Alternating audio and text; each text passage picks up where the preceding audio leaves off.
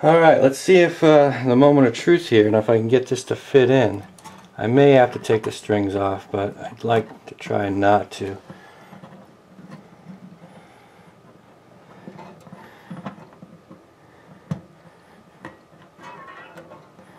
Interesting.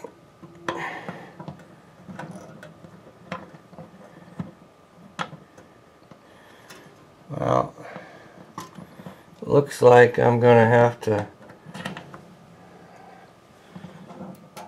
yeah, I'm going to have to take the strings off, and I think I'm going to have to shave this down a little bit further, but let's see. Alright, I've taken the strings off, and again, I'm going to show you why the capo is such a good idea.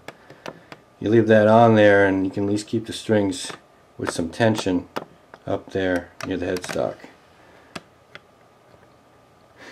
As a side note, if you travel as much as I do, you're going to get into these hotels with these little Marriott shoe mitts. They work great for this type of work here. Alright, let's see if I can get this thing to fit in.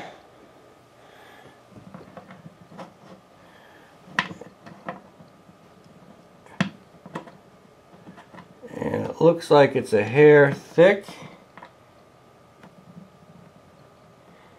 And I should round the edges a little bit more. Alright, so I'm going to go do that. What I'm going to do is I'm just going to put in the sandpaper and go like that with it. And probably on both sides, just a little bit, and come back and see if it fits in.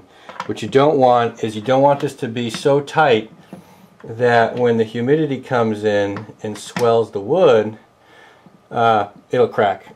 So you want to have a little bit of play. So if you look at the tusk nut, fits in there, you know, real nice. So I don't have calipers or anything like that, so I'm going to have to do this by eye and just keep trial and error until this thing goes in. So I will be back. Okay, it looks like it fits. Let's give it a whirl here.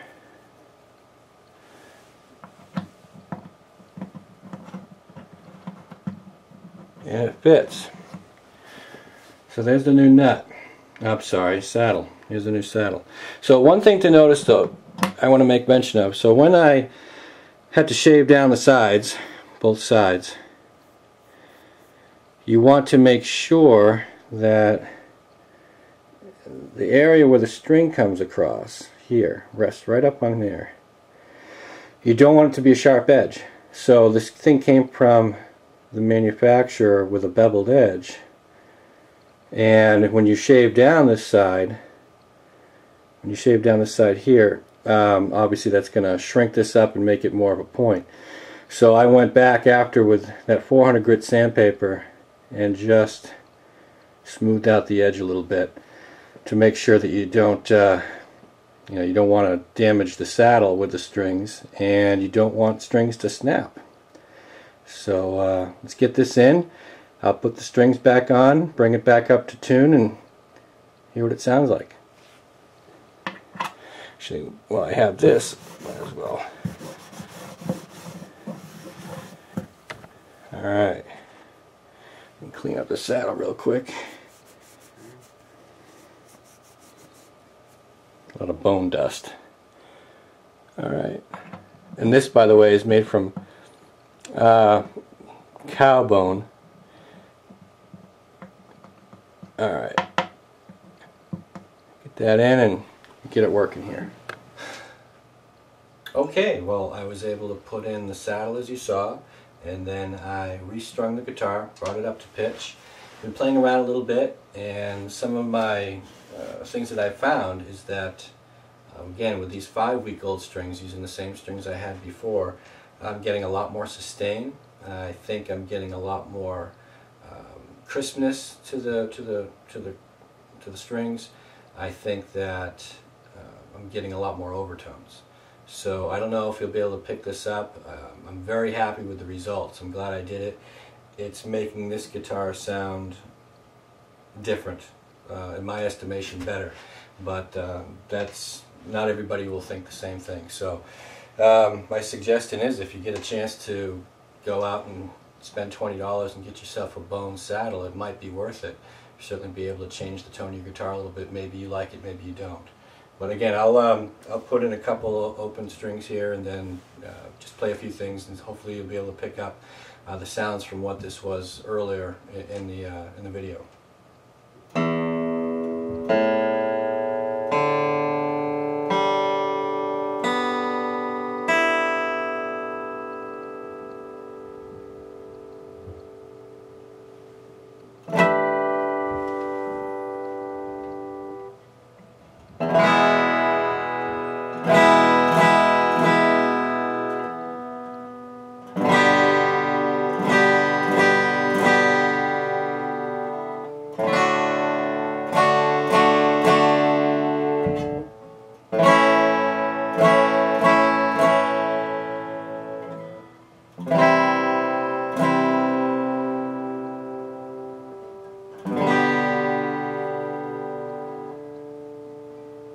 Don't remember what I played the first time around, so hopefully a couple things will make it at least sound similar to what I did earlier.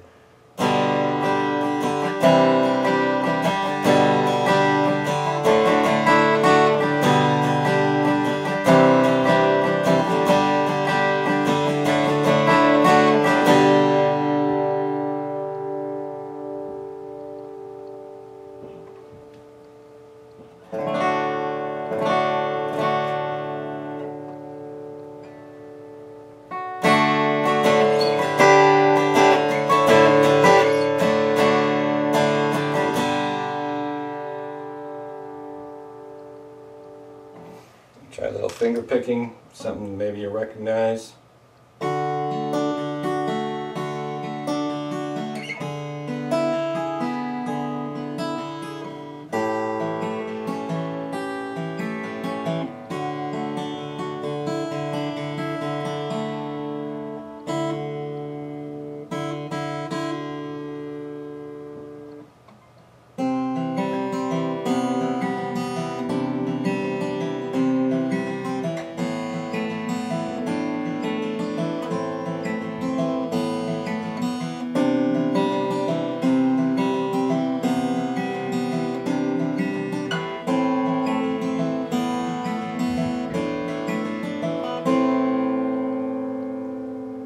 Well, that's it. I hope I was able to show you, take a little bit of fear out of changing tusk saddle to a bone saddle, or a synthetic saddle to a bone saddle. I'm really happy with the results. All in all, it took me really, the shaving part of it, 20 minutes. And the whole project really took only about, all told, maybe an hour and 15 minutes. So I'm really pleased with that.